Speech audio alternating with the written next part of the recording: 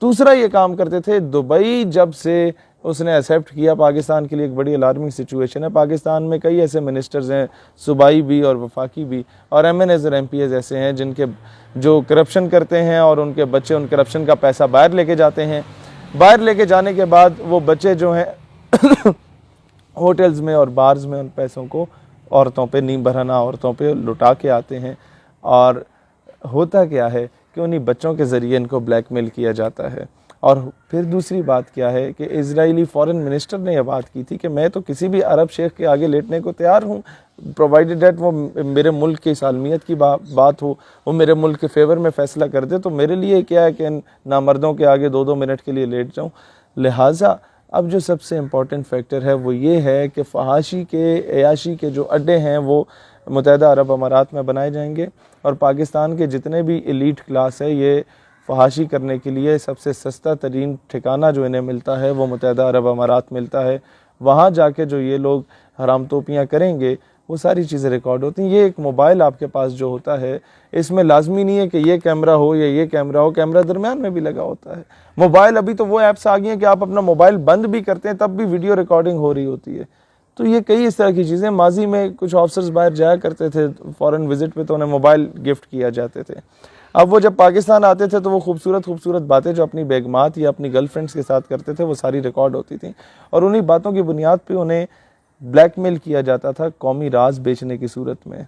बहुत कुछ किया गया हमारे सियासतदानों के साथ, ऑफिसर्स के साथ, और यहाँ तक सिनेरियो बना दिया गया। मेरा एक दोस्त था, साबिक MNA रहा है KPK का, वो कहता है कि मैं एक वफ्द के साथ गया जहाँ पर हर किस्म के ऑफिसर्स और कुछ MNAs मौजूद थे। रात को जब ड्राइंग रूम में हमारे पाकिस्तानियों में शराब तकसीम वो दी जा रही थी, वो ग्लासेस में डाल के, तो मैंने इनकार किया कि यार मैं तो खान हूँ, नस्वार खाता हूँ, वो एयरपोर्ट से आगे आने नहीं देते। तो ये है कि मैं शराब कभी पी नहीं है, ना मेरे बाप ने कभी पी है, तो मैं नहीं पीता। तो कहता है कि MNA साहिबा हकारत की निगाह से मुझे देख के कहती हैं कि जनाब खान साहब नहीं पीते आप? तो कहते तब मुझे अंदाज़ा हुआ कि MNAs और MPAs में भी ये जो टॉप क्लास की एलीट होती है, इनके ड्राइंग रूम की एसेस हासिल करने के लिए आपको जानी शराबी होना पड़ता है। तो ये सिस्टम में इस तरीके से हमारे इनकलकेट कर चुके हैं, हमारे सिस्टम में इस तरीके से पेनिट्रेट कर चुके हैं। लिहाजा आज जो हमने इस चीज़ को देखना है, जो हमारे ऊपर सारी सैंक्शंस हैं उसमें कोई सीरियस नहीं है। पाकिस्तान गुलामी कर रहा है, पाकिस्तान अपनी बेटियां बेच रहा है आफिया सिद्दीकी की सूरत में। मुशर्रफ ने अपनी किताब में लिखा कि मैंने पता नहीं कितने ही पाकिस्तानियों को बेचा और बाउंटीज ऑफ डॉलर्स को लिया, मुल्क ने तरक्की किया। भाई तुम्हें कोई बोले कि तुम्हारी बेटी दे दो, ऐशी करनी है हमने उसके साथ, तुम्हें हम 20 करोड़ देते हैं, अपना घर भी बना लो, गाड़ियाँ भी ले लो। पिंड में जब तुम जाओगे तो पूरा पिंड तुम्हारी गाड़ी नहीं देखेगा, वो बोलेगा ये तो बगैरत है, दलाली करता है बच्चियों की। तो अक़वाम आलम में हम पाकिस्तानियों को भी यही देखा जाता है कि बेटियों की दलालियाँ करके ये लोग यहाँ तक पहुँचे। लिहाजा दुनिया में अपनी इज़्ज़त और वक़ार बरकरार रखना है तो उसका एक ही तरीका है कि ये कर्ज़े उठा के मगरब के मुँह पे मारे जाएँ, और उसके लिए आपके पास ना फैक्ट्रीज़ हैं, ना मिल्स हैं, ना इंडस्ट्रीज़ हैं।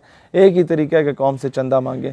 चंदा मांगने का भी एक तरीक़ाकार होता है कि कौम ने पहले भी एक बार था कर्ज़ मुकाओ मुल्क बचाओ कैंपेन थी, उसमें सब कौम ने अपने जेवर बेचे, प्लाट बेचे और सरकारी धारे में जमा कराए, और वो वज़ीर आज़म से लेकर नीचे क्लर्क तक सब ने खाए।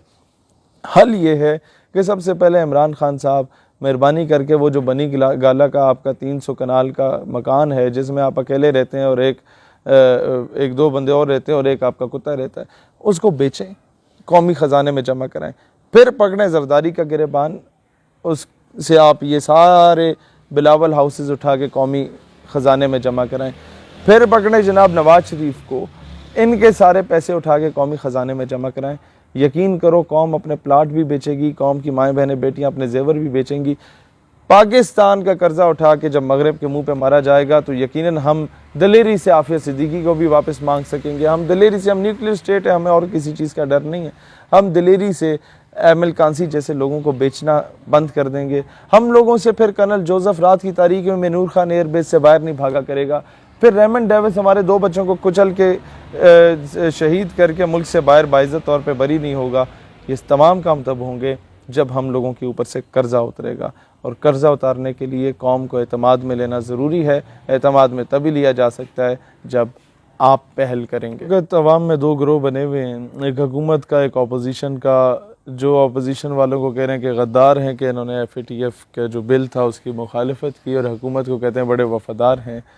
मैं आपको एक बात बताऊं कि यही अपोजिशन अगर हुकूमत में बैठी होती तो इमरान खान FATF के बिल की मुखालफत कर रहा होता और ये लोग जो है वो हिमायत कर रहे होते। मसला ये नहीं है कि इनमें से गद्दार कौन है कौन नहीं है, ये वही लोग हैं जो पिछले दौर में हुकूमत में थे और आधे वही लोग पार्टी चेंज करके आ गए हैं। ये वही लोग हैं जो बूट चेंज होता है, पॉलिश वही रहती है, और ब्रश जो है वो भी वही रहता है। लिहाजा आवाम इस चीज़ में आपस में ना लड़े। आप लोग तो टिशू पेपर्स हैं, आवाम जो है ये तो आपको यूज़ करेंगे, फेंक देंगे, और यही होता रहा है पिछले 70-72 सालों से। आपको सिर्फ ये चीज़ का अंदाज़ा होना चाहिए कि FATF में हमारा नाम आता क्यों है। ये जो कहते हैं कि दहशतगर्द तंजीमों पर पाबंदी लगाई जाए और इन दहशतगर्द तंजीमों की जो फॉरेन फंडिंग है उसे रोका जाए, उसमें से अक्सरियत दहशतगर्द तंजीमें होती कौन सी हैं, इसको तवज्जो दें। वो दहशतगर्द तंजीमों में से ज़्यादा अक्सरियत वो तंजीमें होती हैं जिनको ये दहशतगर्द कहते हैं, वो तंजीमें जो कि कश्मीर में जिहाद कर रही होती हैं, वो तंजीमें जो कि जिहाद अफ़गानिस्तान में अपना किरदार अदा कर चुकी हैं। बीच में वाकई TTP टाइप की कुछ दहशतगर्द तंजीमें होती हैं, लेकिन वो सिर्फ for the sake of formality होती हैं, क्योंकि ये वो तंजीमें जो कि पाकिस्तान के ख़िलाफ़ यूटिलाइज़ की जाती हैं हमेशा से, उनको जो एड है वो भी अमेरिका ही दिया करता था। और आई स्टिल रिमेंबर जब भी फ़ौज और तालिबान के आपस में मुज़ाकरात हो रहे होते थे कि पाकिस्तान में अमन आ जाए, ये बंदे के पुत्र बन के रहें, और पाकिस्तान में जो collateral damage with in Pakistan होता था, सिविलियन भी शहीद हो रहा है, फ़ौजी भी शहीद हो रहा है, ट्राइबल एरियाज़ का बंदा भी शहीद हो रहा है, जब भी मुज़ाकरात कामयाबी के करीब होते थे तो ये अमरीकी हरामजादे जो होते थे ड्रोन स्ट्राइक करके तालिबान कमांडर को मार दिया करते थे TTP के, और फिर ये दंगे फसाद शुरू हो जाते थे। और ये दोनों तरफ से इस तरह का किया जाता था, और वहाँ पर उन्हें फंडिंग भी दी जाती थी against Pakistan and Pakistan armed forces.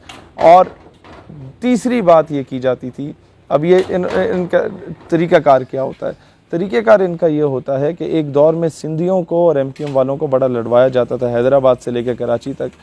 इन्होंने रॉ ने और CIA ने, पाकिस्तान क्योंकि it's the only nuclear state, तो इन लोगों ने इस्तेमाल किया, कुछ लोगों को ख़रीदा, स्नाइपर्स की प्रॉपर तैयारियां करा के पाकिस्तान में भेजा गया, या उन लोगों को, पाकिस्तानियों को ही, कुछ को गद्दारों को पकड़ के करते क्या थे कि दिन को ये मारते थे 2 सिंधी और रात को मारते थे 2 महाजिर, और ये जो हैं आपस में लड़ना शुरू हो जाते थे।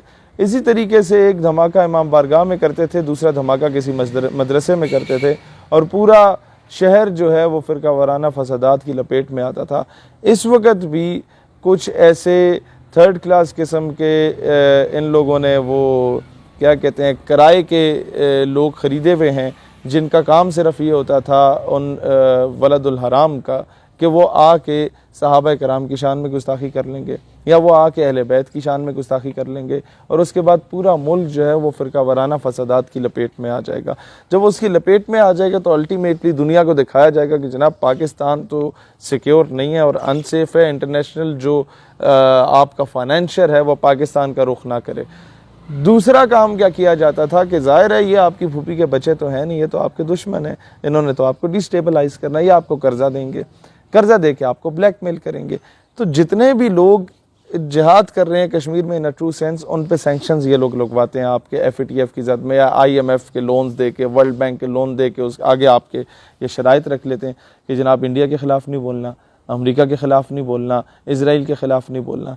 फिर क्या होता है कि अब जो 2023 में तुर्की में खिलाफत का दौर दोबारा एक नवीद सुनाई जा रही है कि शुरू हो सकता है, उसके बाद राह हमवार की जा सकती है, उससे पहले इन्होंने हर मुल्क से इजराइल को एक्सेप्ट करवाने का मुतालबा करना शुरू कर दिया है। अब वो मुतालबे किस तरह होते हैं, इन लोगों के बड़े बड़ों के शेख और ये जो होते हैं इन लोगों के हाकिम में वक्त, वो होते तो औरत और शराब के पुजारी हैं।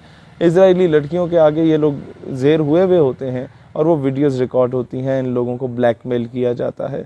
नंबर 1। नंबर 2, इन्हें धमकी दी जाती है कि जिस तरीके से तुम्हारे चाचे मामे ताए को कत्ल करके हमने तुम्हें हाकिम में वक्त बना दिया, अब तुम हमारे इंटरेस्ट की बात करो, नहीं तो तुम्हें कत्ल करके किसी और को बना देंगे। हमारे लिए कौन सा मुश्किल है।